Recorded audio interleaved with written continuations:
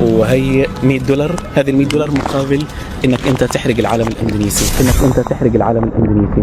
Dan yang kelima adalah Abu Musa Bazarkawi. Sebelum syahid beliau mengatakan, wahai pasukanku, jika ini menjadi jihad kita yang terakhir, maka yang akan melanjutkan jihad kita adalah Muslim Nusantara Indonesia. ممكن تديني $100؟ تفضل. الآن أنا مستعد أحرق $100 الأمريكي وما أحرقش علم دولة إسلامية، وما أحرقش علم دولة إسلامية. Iya. 5 orang ini mengatakan hal yang sama. Ini bukan isapan jempol. Saya mendengar langsung 2 di antara mereka. Langsung saya yang bertanya kepada Allah, dan mereka mengatakan hal ini. Jadi mimpi itu Rasulullah berkata, Ya ahla Syam, ya ahla Gaza, innal ladina sayuharrirukum min zulmil yahuda wa yu'aduna al-aqsa ala rihabikum ikhwatukumul muslimun al-Indonesia. Hai ahli Gaza, hai penduduk Gaza, hai penduduk Syam, sesungguhnya orang-orang yang akan membebaskan kalian dari kezaliman Yahudi dan akan mengembalikan Al-Quds Al-Aqsa kepada tangan kalian adalah saudara-saudara kalian Muslim Indonesia. علم اندونيسيا وان شاء الله بنعلقه على اسوار القدس مع علم فلسطين.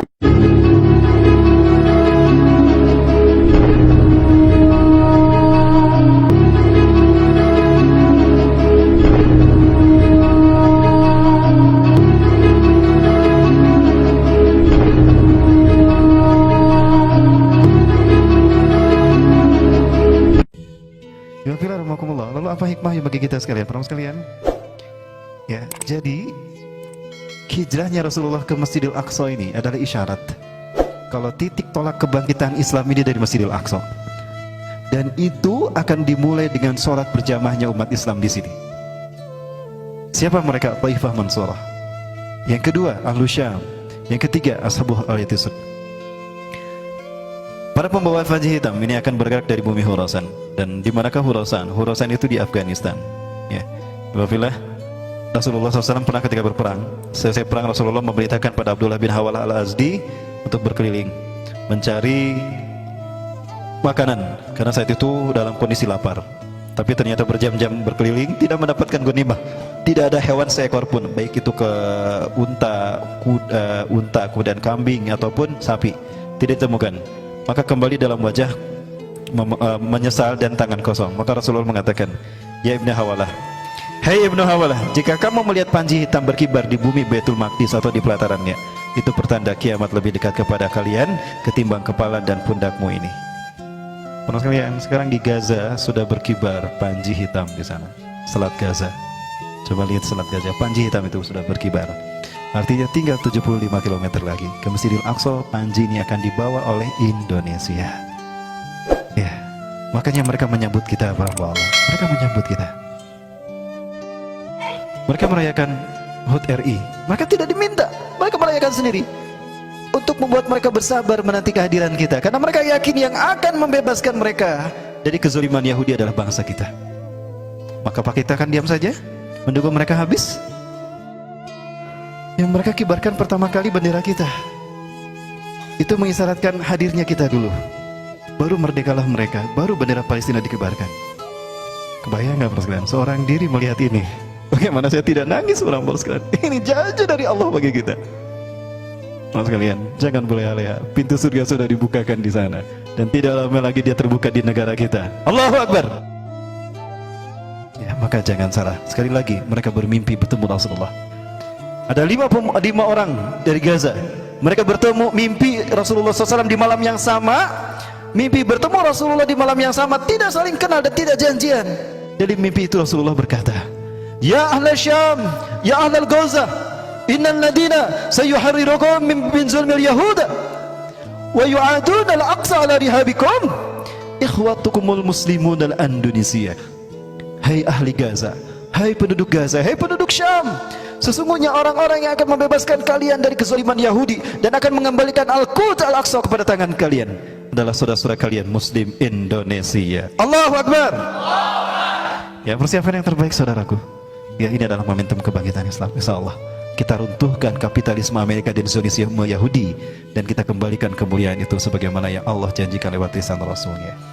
Baik, Bapak rahmakumullah, tentang mimpi mereka ini, mimpi memimpikan Indonesia, ya. Ini mimpinya yang diterangkan melalui beberapa media dan beberapa utusan. Ya, kalau tidak salah KNRP pernah mengabadikan ini. Ya, mimpi aneh 5 pemuda Palestina, Masjidil Aqsa akan dibebaskan oleh Indonesia. Tepatnya Ramadan 1435 Hijriah, menjadi duka bagi warga Palestina. 2008, 2009, itu kaum muslimin dibantaikan di Gaza 3 pekan. Ya, di saat itu kaum muslimin mengalami luka yang luar biasa yang ada di Gaza ini. Dan ternyata Allah memberikan wasiat isyarat ini lewat mimpinya 5 orang soleh dari penduduk Gaza, pemuda Gaza. Alkisah di awal tahun ini 1435 Hijriah, 5 warga Palestina yang tinggal di sekitar Al-Quds bermimpi. Mimpi mereka mirip, bahkan sama, bahwa Masjidil Aqsa, kiblat pertama umat Islam dunia, dan masjid suci ketiga akan dibebaskan oleh orang-orang yang sebelumnya tidak mereka kenal. Wajah-wajah mujahidin itu agak asing bagi mereka, sebab wajah-wajah itu bukanlah wajah-wajah orang Palestina, bukan pula wajah orang-orang Timur Tengah. Tetapi ada kesamaan, ada aura wudhu yang menandakan bahwa mereka adalah umat Islam, bahwa mereka adalah orang-orang yang beriman. Dari mimpi itu mereka kemudian menjadi tahu bahwa para mujahidin yang ada dalam mimpi itu berasal dari Indonesia, sebuah negara yang berpenduduk muslim terbesar di dunia.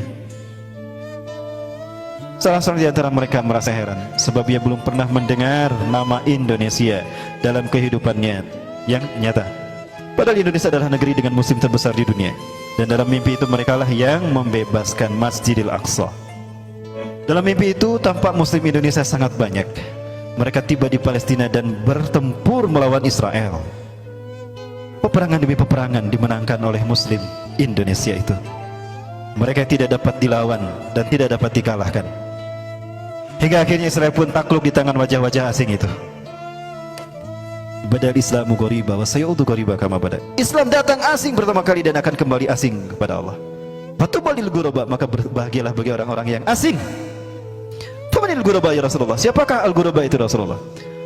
Alladzina yuhyuna ma amatanasu min sunnati, ma amatanasu min sunnati. Orang-orang yang menghidupkan kembali sunnahku yang dimatikan oleh manusia. Sunnah untuk berjamaah salat di Masjidil Aqsa, itu adalah sunnah yang saat ini ditinggalkan. Maka itu akan dilakukan, dan itu akan menunjukkan bendera yang akan berkibar di sana adalah merah putih. Betul? Allahu Akbar. Insyaallah di antara mereka adalah kita. Mereka orang-orang Indonesia itu datang bagai air bah. Mereka memenangkan peperangan demi peperangan, dan Israel pun pada akhirnya tunduk kepada mereka. Salah seorang menceritakan mimpinya saat bertemu secara kebetulan dengan orang yang bermimpi sama. Kok mimpi kita sama? Kita tidak saling kenal dan kita tidak berjanji sebelumnya.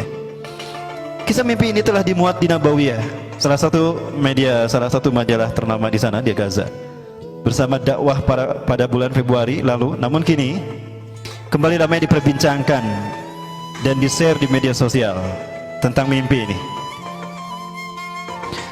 Sebagian orang tidak percaya dengan mimpi aneh tersebut, dan sebagian lainnya percaya bahwa bisa jadi mimpi itu benar adanya. Sementara lebih banyak lagi orang-orang yang tersentuh dengan kabar mimpi tersebut dan menjadikannya sebagai motivasi untuk terus mempersiapkan diri membela Palestina. Segala mimpi itu benar adanya, dan tidak ada orang ketiga yang memang sengaja membuat mimpi itu ada. Jikapun ada, ini menjadi PR bagi umat Islam Indonesia yang memiliki umat Islam terbesar dan terbanyak di dunia. Kata Warlan Nasti mengomentari kabar mimpi tersebut. Ini bukan isapan jempol, karena 5 ulama dunia mengatakan hal yang sama. Yang satu, Syekh Ali Yaqub Al-Abbasi, Ketua Rabitatul Ulama Palestina, MUI-nya Palestina. Yang kedua, wakil beliau Dr. Syekh Abu Bakar Al-Awawidah ketika berada di Jogokarian mengatakan hal yang sama. Dari sekian banyak negara yang menerima Islam sebagai agamanya, tinggal Indonesia yang belum dipilih Allah untuk memimpin kebangkitan Islam. Tinggal kita. Mesir sudah, Arab sudah, Irak sudah, Yaman sudah, mana lagi yang sudah? Tinggal kita Indonesia yang belum. Ya, kemudian siapa lagi? Hekmatyar. Ketika turun dari podium setelah kemenangannya mempermalukan Israel, mempermalukan Rusia di tanah Khurasan, dia berkata, ya Muslim Indonesia, in lam yakum amnu dinina hada min biladina hada fasaykum min biladikum. Hei Indonesia, jika Islam tidak tegak di negaraku, maka di negaramu lah Islam akan tegak.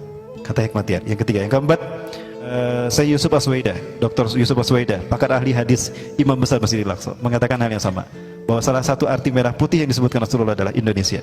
Dan yang kelima adalah Abu Musa Bazarkawi. Sebelum syahid beliau mengatakan, wahai pasukanku, jika ini menjadi jihad kita yang terakhir, maka yang akan melanjutkan jihad kita adalah Muslim Nusantara Indonesia.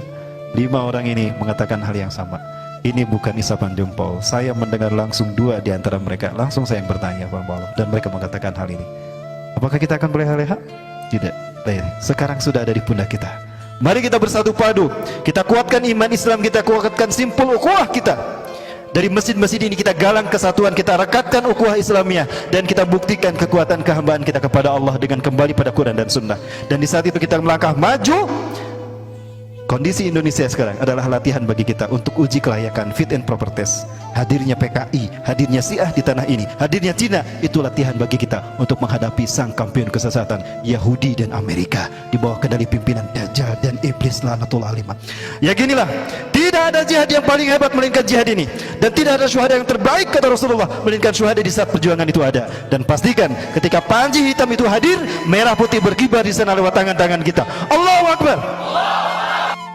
Ya, kita katakan pada mereka, bersabarlah kalian, tingkatkan kesabaran kalian, tunggulah kehadiran kami untuk kita raih kemenangan itu bersama di atas ridho dan rahmat Allah Subhanahu wa taala. Persiapkan yang terbaik ya Ikhwafillah.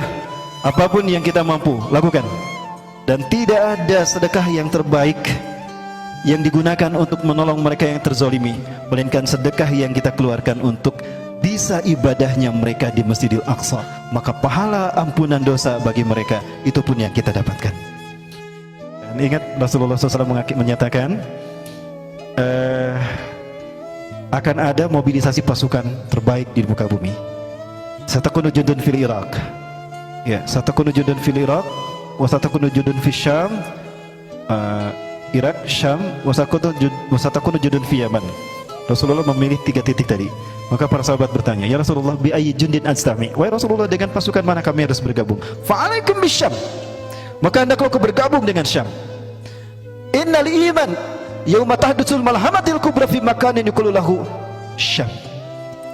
Ya, sesungguhnya iman ketika perang akhir zaman terjadi itu akan bertahan di bumi Syam. Wa innal malaikata basitatun ajnihatiha 'alaiha, dan sesungguhnya malaikat akan menaungkan sayapnya menaungi bumi Syam. Kenapa? Untuk menyambut pasukan-pasukan yang terbaik. Rasulullah SAW menyebutkan, la taqumu sa'atu hatta yatahawwalu syiraru ahli Syam ila al-Iraq wa hiyalu ahli al-Iraq ila Syam.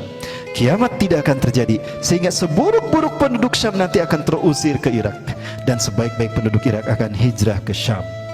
Artinya Syiah Rafidah, Syiah Nusairiyah, dan Syiah yang lain serta kekafiran kemusyrikan akan hilang dari Syam dengan masuknya hamba-hamba Allah yang terbaik. Salah satunya adalah kita Indonesia. Amin insyaallah. Allahu Akbar.